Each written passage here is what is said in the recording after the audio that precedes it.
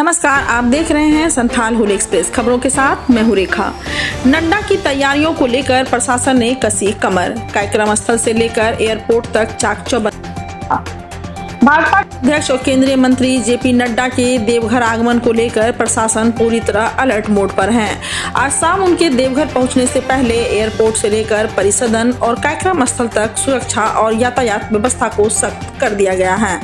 प्रशासन ने सभी संबंधित विभागों को अलर्ट पर रखा है और ड्यूटी में तैनात अधिकारियों को स्पष्ट निर्देश दिए गए हैं कि किसी भी स्तर पर लापरवाही नहीं होनी चाहिए। कल जेपी नड्डा बाबा बैद्यनाथ धाम में पूजा अर्चना करेंगे, जिसके बाद वे देवघर में बने भव्य भाजपा कार्यालय का उद्घाटन करेंगे। इसे लेकर कार्यक्रम स्थल पर भी सुरक्षा घेरा मजबूत कर दिया गया है। पुलिस बल के साथ साथ प्रशासनिक अधिकारियों की भी तैनाती की गई है और लगातार तैयारियों की निगरानी की जा रही है। वहीं कार्यक्रम की तैयारियों के निरीक्षण के दौरान राजमहल के पूर्व विधायक और भाजपा नेता अनंत ओझा ने झारखंड सरकार पर निशाना साधते हुए कहा कि संथाल क्षेत्र में तेजी से बढ़ती अवैध घुसपैठ चिंता का विषय है। उन्होंने कहा कि इस क्षेत्र की डेमोग्राफी प्रभावित हो रही है और चुनावी पारदर्शिता पर भी सवाल खड़े हो रहे हैं। सही मतदाताओं की पहचान के बिना निष्पक्ष चुनाव संभव नहीं है। कुल मिलाकर जेपी नड्डा के दौरे को लेकर जहां एक और प्रशासन पूरी तरह मुस्तैद है, वहीं राजनीतिक बयानबाजी भी तेज हो गई है। सर, कल नड्डा जी का कार्यक्रम है, परसों से कल और परसों क्या कहना चाहिएगा? भारतीय जनता पार्टी का यह देवघर जिला का कार्यालय हम भी घोषणा थी और गुमला का कार्यालय, ये दोनों कार्यालय का उद्घाटन तुम तो घुस रहे थे हमारा वाला। हम लोगों का एक आग्रह था कि इस अवसर पर हमारे राष्ट्रीय अध्यक्ष जी आएँ और कार्यालय का उद्घाटन करें। अब इसमें उन्होंने आने का हमारा जो न्योता था उसको स्वीकार किया है और वो 5 तारीख को संध्या समय यहाँ पर देवघर में प्रवेश करेंगे। हम लोगों के जो भारतीय जनता पार्टी के सभी कार्यकर्ता एयरपोर्ट पर जो वरिष्ठ पूर्व के मुख्यमंत्री रहे हैं, प्रदेश के अध्यक्ष रहे हैं, नेता प्रतिपक्ष रहे हैं, ऐसे सारे लोग के साथ और भी कुछ वरिष्ठ अधिकारी वहीं पर उनको सम्मान के साथ उनको स्वागत करेंगे, रिसीव करेंगे।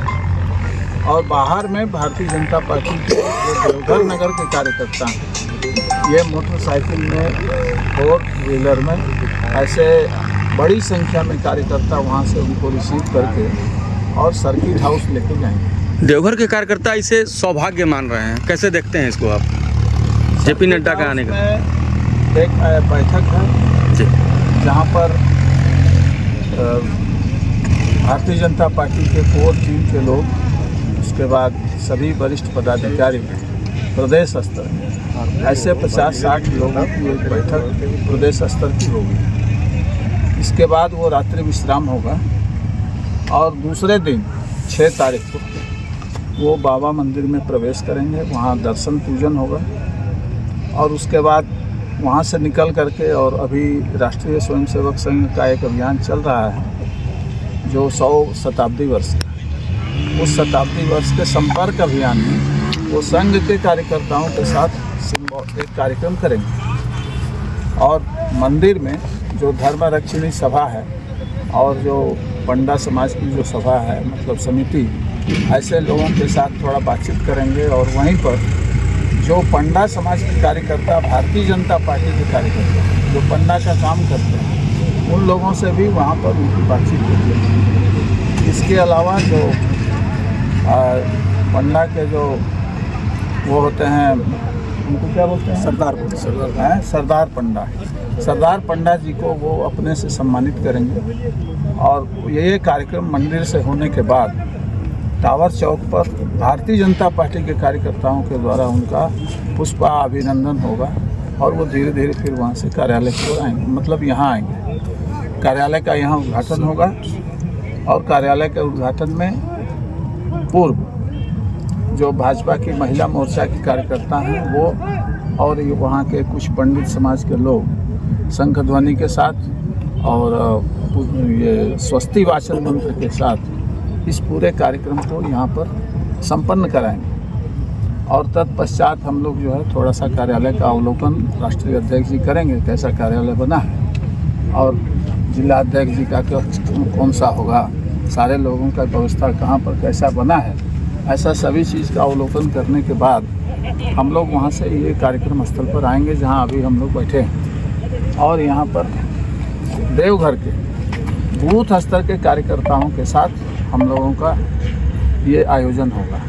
इसके अलावा 10 हाँ भैया, क्या कार्यक्रम है? कल नड्डा जी आ रहे हैं, कैसे कैसे हो रहा है सर, थोड़ा बता दीजिए। देखिए, आप सबको यह पता है कि ये सामने जो नज़र आ रही है, ये हम लोगों को भारतीय जनता पार्टी का कार्यालय जो पूरे झारखंड में एक भव्य कार्यालय के रूप में देवघर के कार्यकर्ताओं को मिला है।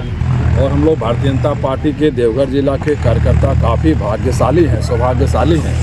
ये हम लोगों को प्रदेश के नेतृत्व के द्वारा, केंद्र नेतृत्व के द्वारा हम लोगों को कार्यालय मिला और इस कार्यालय बिल्कुल आधुनिक है। इसमें सारे कार्यालय जैसे चलते हैं, जिलाध्यक्ष का कार्यालय, महामंत्री का, फिर मोर्चों का, फिर ये टाइपिस्ट लोगों का, और बैठक के लिए हॉल हैं, रहने के लिए भी सुविधा है।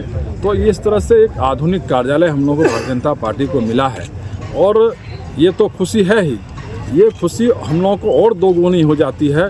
इस भव्य कार्यालय का उद्घाटन के लिए हमारे राष्ट्रीय अध्यक्ष आ रहे हैं और यह सबसे बड़ी गर्व की बात है। और कल 5 दिसंबर को शाम हमारे राष्ट्रीय अध्यक्ष जी का आगमन देवघर के हवाई अड्डा पर हो रहा है। उसका आगमन की तैयारी के लिए पूरे हम लोग भारतीय जनता पार्टी के कार्यकर्ता तैयारी में जोर शोर से लगे हैं। उनके आगमन को लेकर पूरे कार्यकर्ता मोटरसाइकिल जुलूस के शक्ल में हम लोग उनको रिसीव वहाँ से स्वागत करते हुए हम लोग उनको अतिथिशाला देवघर जो राजकीय अतिथिशाला है वहाँ पर हम लोग उनको लाएंगे। वहाँ से स्वागत के बाद फिर वह रात्रि विश्राम होगा। फिर दूसरे दिन हम लोगों का राष्ट्रीय अध्यक्ष जी बाबा के मंदिर में दर्शन करने जाएंगे और दर्शन के बाद वहाँ पर धर्मलक्ष्मी सभा के अधिकारियों से मिलेंगे, वहाँ के पंडा पुरोहितों से मिलेंगे, उनका स्वागत करेंगे और पूजा के ठीक बाद फिर जैसे ही वो सड़क पर आएंगे तो वहाँ के जो हमारे दुकानदार भाई साहब हैं उन लोगों से भी मिलेंगे और आत्मनिर्भर भारत अभी जो संघ के द्वारा जो जनसंपर्क अभियान चल रहा है उसका भी हम लोग प्रति उनको राष्ट्रीय अध्यक्ष देने का काम करेंगे। तो इस तरह से उसके बाद फिर वो सर्किट हाउस जाएंगे, वहाँ से जलपान के बाद ठीक कार्यक्रम स्थल पर आएंगे, कार्यालय आएंगे। कार्यालय का उनका विधिवत उद्घाटन होगा और उद्घाटन के बाद सीधे कार्यकर्ताओं के बीच आएंगे जहाँ से कार्यकर्ताओं का सम्मेलन रखा गया है। ठीक कार्यालय के बगल मैदान में वहाँ पर वह संबोधित करेंगे, कार्यकर्ताओं का मार्गदर्शन देंगे और इस तरह से कार्यक्रम में काफ़ी उत्साहित है, सारे लोग लगे हुए हैं। पूरे शहर में झंडा लग रहा है, पूरा तोरण द्वार लग रहा है, होर्डिंग लग रहा है। तो इस तरह से एक जोश, एक ऊर्जा यहाँ भारतीय जनता पार्टी के कार्यकर्ताओं को मिला है और इस ऊर्जा के साथ हम लोगों को निश्चित रूप से भारतीय जनता पार्टी का यह ऊर्जा आगे भविष्य के संगठन की मजबूती में काम आएगा। सर नड्डा जी, हम एक बार नड्डा जी आ रहे हैं और कार्यकर्ताओं में काफ़ी उत्साह भी है, देखा जा रहा है। क्या लगता है कि कार्यकर्ताओं का रोड मैप कुछ तय करेंगे या कुछ ब्रीफ करेंगे आप लोगों को, कार्यकर्ताओं को कुछ ब्रीफिंग देंगे आने वाले वक्त के लिए? भारतीय जनता पार्टी का हमारे राष्ट्रीय अध्यक्ष हैं, मार्गदर्शन तो देंगे ही, लेकिन भारतीय जनता पार्टी का कार्यकर्ताओं को हमेशा ब्रीफ मिलता रहता है। आप देखते होंगे कि रोज कहीं न कहीं बैठक, कहीं न कहीं कार्यक्रम। भारतीय जनता पार्टी के कार्यकर्ता तो घर में बैठने वाले नहीं हैं, वो तो कहीं न कहीं कार्यक्रम करते रहते हैं और प्रदेश का, राष्ट्र का, हमारे राष्ट्रीय अध्यक्ष का मार्गदर्शन हमेशा प्राप्त होते रहता है। इसलिए वो तो हमारे गार्जियन हैं, पार्टी के गार्जियन हैं, तो उनका मार्गदर्शन तो मिलेगा ही। चलिए ठीक है भैया, थैंक यू। रोल हम रोल कर दिए हैं। सर झारखंड में जो परिस्थिति चल रही है सर, अटकलों का बाजार काफ़ी गर्म है, रांची से लेकर सियासत पूरा उफान मार रहा है सर, क्या कहना चाहिएगा सर इस पर? देखिए, राजनीति तो संभावनाओं का ही खेल होती है। जी सर। और हमेशा संभावनाएं बनी रहती है। निश्चित रूप से भारतीय जनता पार्टी ने इस राज्य को बनाया है और इस नाते इस राज्य को हमेशा संवारने की भी जिम्मेवारी भारतीय जनता पार्टी के हर एक कार्यकर्ता श्रद्धेय अटल बिहारी वाजपेयी जी के उस भाव को, इस राज्य को संवारने की जिम्मेवारी को मानते हुए और उसके लिए प्रयत्नशील रहते हैं। आगे देखिए, लोकतंत्र है, लोकतंत्र में जनता का जनादेश सर्वोपरि होता है। जिस दिशा में राजनीति की दिशा जाती है उसके बारे में आगे देखा जाएगा। सर इधर फिर कल परसों जो है इरफान अंसारी का बयान आया कि ज़िंदगी में कभी भाजपा में नहीं जाएंगे। सर क्या है सर, ये अटकलों का बाजार है सर? ये तो उनके दल के अंदर का मामला है, उससे हम लोग को कोई मतलब नहीं है। आप देख रहे होंगे कि भारतीय जनता पार्टी अपना जो संगठनात्मक गतिविधि है, जो अपना काम है, हमारे आदरणीय राष्ट्रीय अध्यक्ष जी का इस भव्य बाबा नगरी देवघर में आगमन हो रहा है और पूरे प्रदेश से लेकर के सारे नेता हमारे उस काम में लगे हैं। हमारे आदरणीय प्रधानमंत्री नरेंद्र भाई मोदी जी ने आत्मनिर्भर भारत का आह्वान दिया है। देश के जनमानस के सोच के अनुकूल जो पूज्य महात्मा गांधी जी ने जो सपना देखा था, सरदार वल्लभ भाई पटेल जी ने सपना देखा था, उसके अनुकूल आदरणीय प्रधानमंत्री जी ने आत्मनिर्भर भारत का संकल्प दिया है और वर्ष 2047 में विकसित भारत बनाने की संकल्पना को लेकर के, उस सोच को लेकर के भारतीय जनता पार्टी के हर एक कार्यकर्ता और देशवासियों को जागृत कर रहे हैं। पार्टी पूरे अभियान के तहत आत्मनिर्भर भारत के सोच को लेकर के, स्वदेशी जागरण के संकल्पना को लेकर के गांव-गांव के साथ अपना अभियान चला रही है और उसी दिशा में हम आगे बढ़ रहे हैं। सर फायर ब्रिगेड नेता थे सर संथाल के। सर अब क्या लगता है सर, आखिरी संबोधन सर क्या होगा? क्या लगता है सर, झारखंड में क्या परिस्थिति रहेगी अभी अब हम तो आने वाले? मानते हैं कि संथाल परगना की डेमोग्राफी बदली है।